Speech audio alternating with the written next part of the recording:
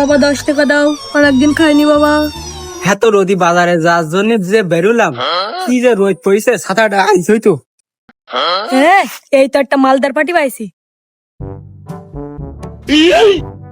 বাবা 500 টাকা দেন বাবা, অনেকদিন কিছু খাইনি বাবা, যে 4-5 দিন না খাই বাবা, 500 টাকার নিচে দিলে হবে না বাবা।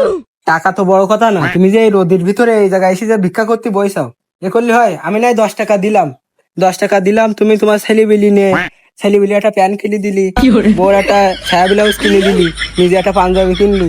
পাদরিরা সেটাই তো তোর 1 লাখ টাকা বিল হয়ে গেল। তুই দিলি দে, না দিলেন তো দূর হ। মুখের মানুষ, তোর মুখে সুপা হুরাম হবে কেন? একবার ধরি গালসা মালসা ছুড়াই দেবো তোর। হ্যাঁ জয়দু, তুই এনে কি দাঁড়াই থাকতে আইছিস নাই? তোর কি সিকিউরিটি গার্ড ফাও পাও রাইস নাই? এর কিছু কবি না নাকি? হে, তোমার সারের গায়ে হাত দিতেছিস কেন? ভালো ভালো কত সার, এই বডি দেখেছিস খালি জিম করি বানাইছি। বা ফকিরের আবার বডি গার্ড, এই তো নিজে খাইতে পারে না, তো তোর তোর খাইতে দেবে কি? এই ম্যানেজার। জি স্যার, বলেন স্যার। এই বাংলাদেশে তো সিদারি ব্যাংকে আমার টাকা থাকার জায়গা হয় না, তাহলে বিদেশের ওই সুইস ব্যাংকের অ্যাকাউন্টটা এদেরকে বলে দাও। জি স্যার, আমি এক্ষুনি জানাচ্ছি।